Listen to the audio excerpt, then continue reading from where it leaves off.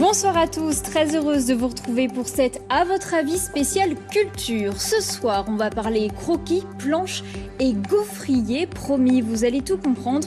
Bref, on va parler de bande dessinée. Notre invitée Cynthia Thierry vient d'illustrer l'album Elisabeth de God Save the Queen aux éditions Petit à Petit. Elle va nous raconter comment on passe d'une page blanche à une BD illustrée. Mais d'abord, un petit détour par la rédaction. Flavien Texier, bonsoir. Quel est le programme à 19h dans le journal ? Bonsoir. Ah oui, je me disais aussi, on entend quelque chose, c'est God Save the Queen. C'est l'hymne du Royaume-Uni évidemment, mais c'est aussi le titre de cet album que vous avez illustré. Cynthia Thierry, bonsoir, merci d'être avec nous.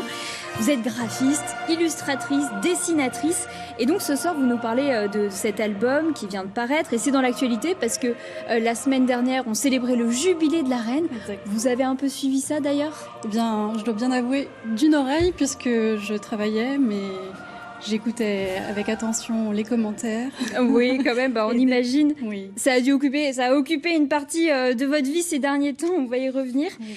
D'abord, on va parler de votre parcours, d'où vous venez. Je voudrais qu'on commence avec cette première date qu'on va découvrir pour vous connaître un peu mieux. C'est 2001. Alors 2001, c'est l'année où vous avez reçu votre diplôme d'illustration de l'école Étienne à Paris, avec félicitations du jury, on le précise évidemment. Tout simplement, pourquoi des études d'art ? Pourquoi avoir choisi cette voie ? Eh bien, je pense que le dessin a toujours été une activité avec laquelle j'avais des affinités. Vous dessiniez déjà très jeune ? Oui, très jeune, j'ai dessiné. J'ai grandi sur une toute petite île en Polynésie et il n'y avait pas grand-chose à faire. Et le dessin était pour moi une manière de m'évader. Vous dessiniez quoi ? Eh bien, je dessinais beaucoup de fonds marins et de sirènes et de poissons. D'accord, donc un autre registre par rapport à Elisabeth II. Alors, juste après votre diplôme, vous rejoignez les éditions d'Argo. C'est un peu la crème de la crème dans le milieu de la BD, on peut le dire. Qu'est-ce que vous retenez de votre passage dans cette maison prestigieuse ? Ah, eh bien, c'était passionnant. J'ai appris déjà le métier de graphiste que je ne connaissais pas puisque j'ai eu une formation d'illustration à l'école Estienne, mais j'avais besoin d'apprendre un métier qui me permette de gagner ma vie tout de suite pour acquérir mon autonomie le plus vite possible, mon indépendance financière. Et dans cette maison d'édition, ma foi, j'ai côtoyé les monuments de la bande dessinée. Quelques noms peut-être qui pourraient nous parler. Oui, Roba, l'auteur de Boulet Bill, Fmur, Fred. Ça nous parle. Jean Giraud, Mézières. Riyad Satouf aussi. Riyad Satouf, oui, voilà, tous les auteurs de la Nouvelle Vague, Johan Sfar, Christophe Blain. Qu'est-ce que ça vous a appris sur le métier de la bande dessinée ? Eh bien, j'ai tout appris. On travaillait en collaboration avec les auteurs. Alors moi, je ne dessinais pas du tout, mais on côtoyait les auteurs puisqu'ils venaient nous apporter leurs planches et ensuite, c'était notre matière première pour constituer les albums. Alors, vous l'avez dit, aux éditions d'Argo, vous ne dessiniez pas. Non. Et en fait, vous avez recommencé à croquer, à toucher le crayon pendant le confinement en 2020. C'était à Tours, parce qu'entre-temps, vous êtes devenue Tourangelle. Oui, je suis devenue Tourangelle en 2010. Mais en fait, ce passage aux éditions d'Argo m'a complètement inhibée parce que quand on côtoie des talents aussi grands, on a beau savoir dessiner et sortir d'une école prestigieuse, on ne se sent plus légitime. Ah oui. Et j'ai souffert de ce fameux syndrome de l'imposteur pendant un paquet d'années. Mais je suis devenue graphiste freelance et j'ai beaucoup travaillé pour l'édition illustrée, que ce soit la bande dessinée, le manga et la jeunesse. Et par ce biais-là, on m'a demandé de retoucher le crayon et de redessiner un petit peu. Donc ça, c'était en 2020. C'était à partir de 2010 quand je suis arrivée à Tours. Et puis en 2020, le confinement, le carnet de commandes se vide d'un coup, tout se met complètement en arrêt comme beaucoup d'activités.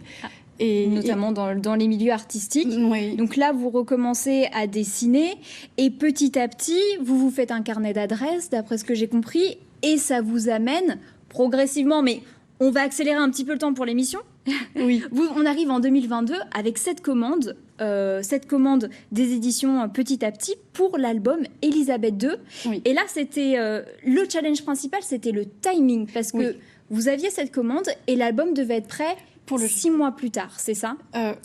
En comptant le temps d'impression, on va dire 9 mois, le temps d'une gestation. Ça, c'est peu pour fabriquer une bande dessinée? C'est très court, oui. En général, il faut plus d'1 an pour faire une bande dessinée. Donc le timing était très serré. C'était un double challenge. Alors dites-nous, maintenant, je veux tout savoir, comment on passe d'une feuille blanche toute simple à une page de bande dessinée illustrée comme on les voit quand on achète une bande dessinée? C'est quoi les étapes? Alors je vais essayer de faire court, mais chaque équipe a sa propre cuisine. Nous, notre équipe était composée pour la partie bande dessinée. Je ne parle pas des parties documentaires rédigées par Sophie Bittman. J'ai travaillé avec Tony Lourenço, qui est scénariste, qui lui avait élaboré les différentes parties de l'album avec l'éditrice. Et ensuite, il m'envoyait des scripts, enfin des documents écrits dans lesquels il décrivait le contenu de chaque planche, de chaque case et les dialogues. Et alors là, on le voit sur ces images, on voit ce qui s'appelle un gaufrier. Vous m'avez expliqué ça brièvement.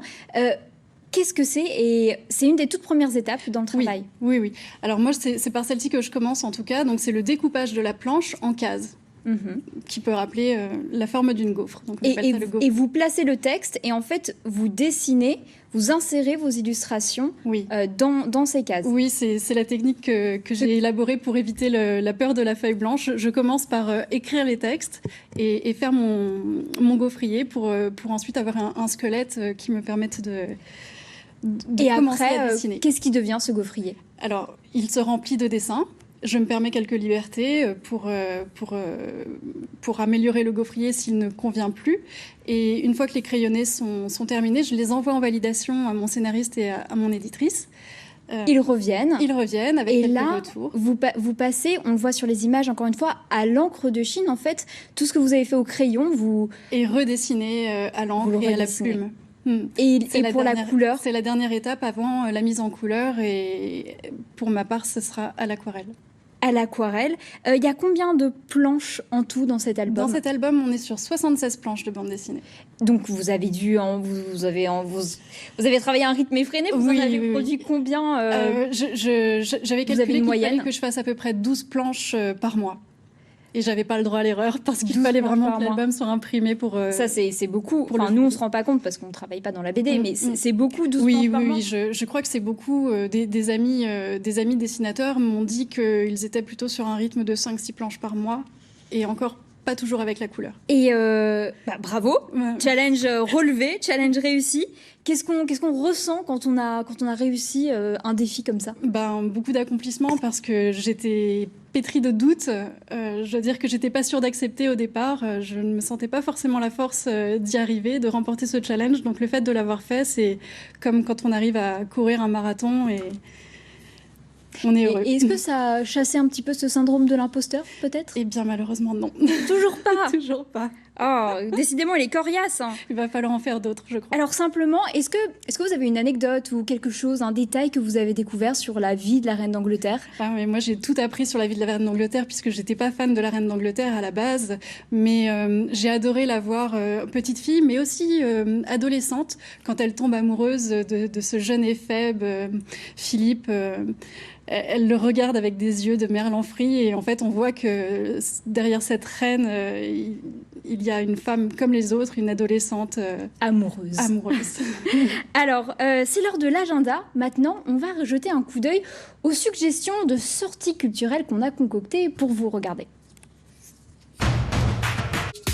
Cynthia, Thierry, vous aussi, vous avez une idée de sortie à nous recommander? Une pièce de théâtre? Oui, c'est ça. J'avais envie de soutenir un petit peu ce domaine des arts qui souffre encore beaucoup des effets de la crise sanitaire. Et j'avais envie de vous parler de cette pièce que je vais aller voir également, qui s'appelle Psyché, une pièce de Molière, qui n'est pas celle la plus connue, mais qui promet d'être vraiment captivante.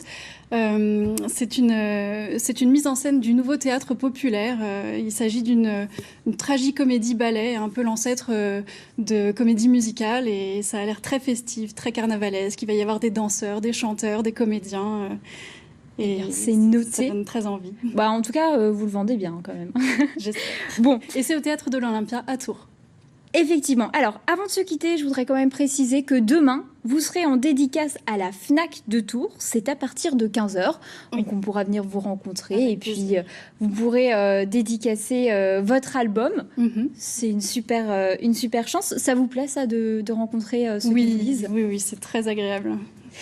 Bon, faites attention quand même, parce que je crois que le dessinateur du chat a eu des crampes à force de signer les albums. Hein. Eh bien, c'est donc tout le mal prenez que je me soin de souhaite. votre poignet quand même.